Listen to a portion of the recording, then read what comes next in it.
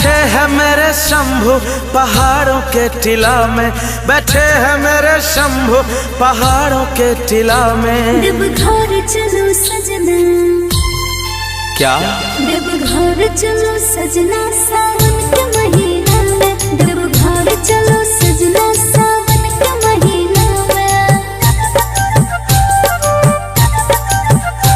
बैठे हैं मेरे भोले पहाड़ों के टीला में, बैठे हैं मेरे भोले पहाड़ों के टीला में। देवघर चलो सजना,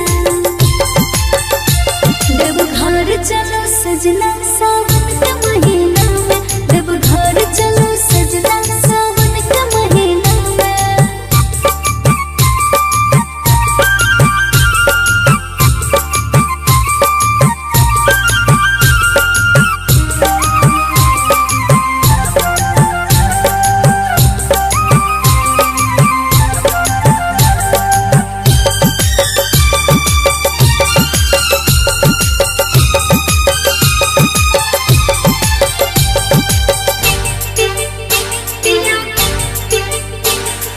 बाबा का कृपा मुझ पे रहेगा, गम होगा कम और खुशियाँ मिलेगा।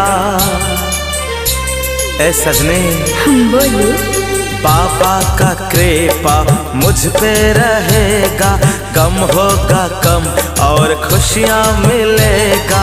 देते हैं लोगों को बंगला या घर, खुद बन के बैठे हैं भोला भिखारी। महिमा है मेरे शिव का हर देश हर जिला में, महिमा है मेरे शिव का हर देश हर जिला में। देवघर चलो सजना,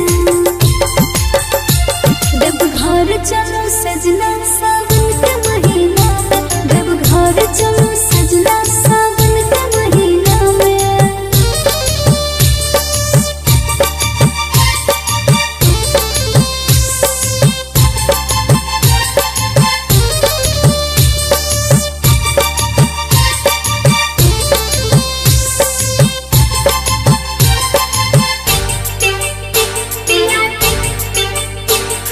हाथों में त्रिशूल नंदी सवारी, सर्प का माला है डमरूधारी।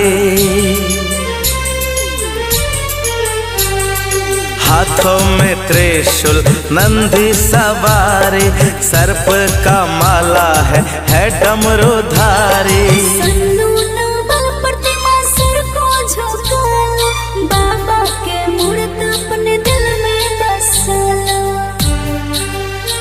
खो जाते हैं जब शंभु तांडव के लीला में, खो जाते हैं जब शंभु तांडव के लीला में। देवघर चलो सजना,